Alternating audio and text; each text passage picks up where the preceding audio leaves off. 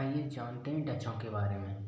क्या Dutch company Bharat में व्यापार करने आई थी या भारत को उपनिवेश बनाने आई थी, इसके बारे में जानते हैं। आइए, डच कंपनी जो कि 1594 में the Dutch company of western lands के नाम से स्थापित हुई, जिसका उद्देश्य था भारत जाने का रास्ता क्या है, उससे व्यापार कैसे करें, कितना लाभ होगा, कितना हानि होगी, इस उद्देश्य से ये कंपनी खोली गई थी, जिसकी अध्यक्षता कौन कर रहे थे? Admiral Jacob. एडमिरल जैकब इस कंपनी की अध्यक्षता कर रहे थे। एडमिरल जैकब ने इंडोनेशिया मध्य पूर्वी देश में इंडोनेशिया वहाँ से माल लाए थे और उसको अपने यूरोप बेचा था और वहाँ पर उनको 400% प्रॉफिट हुआ।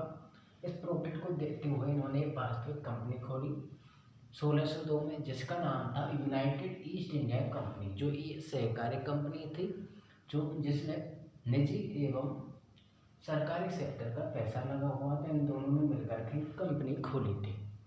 इसी क्रम में 1605 में डच कंपनी भारत आती है और भारत आकर के इन्होंने अपनी फर्स्ट फैक्ट्री मसूलीपट्टनम में स्थापित की थी, जो कि आंध्र प्रदेश में।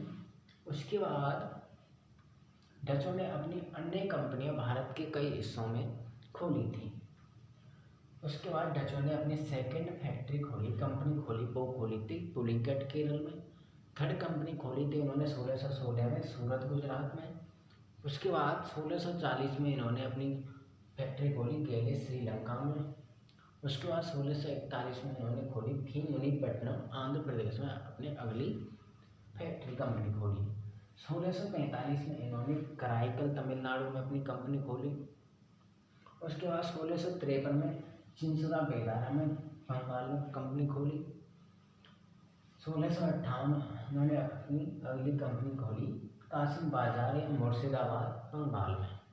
1658 में अगली कंपनी नागपट्टनम तमिलनाडु में। उसके बाद अगली कंपनी 1663 में कोचीन में खोली। डचों की हम ज़्यादातर कंपनी देखेंगे वो पाई जाती है पूर्वी भारत में पाई जाती है, क्योंकि यहाँ पर जो पुर्तगाली कंपनी है उनका प्रकोप नहीं था, वो कम सक्रिय थी, तो इसलिए इनका कंपटीशन भी कम था। वहीं बंगाल नजीक था, जहाँ क्लॉथ वस्त्र उत्पादन या कपड़ा उत्पादन अधिक होता था। उसके बाद देखें हम 1741 में बैटल ऑफ कराईकल होता है। अब देखते हैं ये बैटल ऑफ कराईकल क्यों होता है।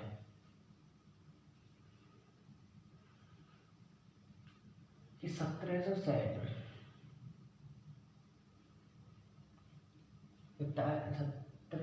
में बैटल ऑफ कराचे होता है।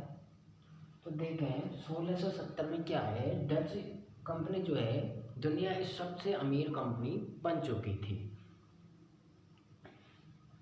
लेकिन क्या हो, फ्रांस और ब्रिटिश ईस्ट इंडिया कंपनी होने के कारण मामला बराबरी का रहता है और दोनों कंपनियां मतलब ये सभी बराबर आ जाती है, ना अमीर हो पाती है। तो इसी बीच में क्या है, यहाँ का एक स्थानीय शासक मार्कंडे वर्मा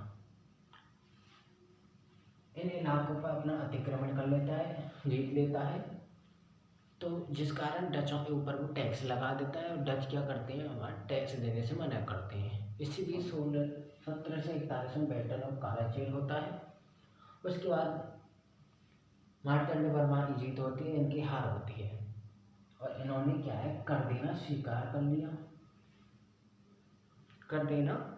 कर लिया। अब इससे क्या होता है, डच धीरे धीरे बैकवर्ड में चले जाते हैं, डिक्लाइन हो जाता है और शिखर पर कौन आ जाते हैं, ईस्ट इंडिया कंपनी आ जाती है।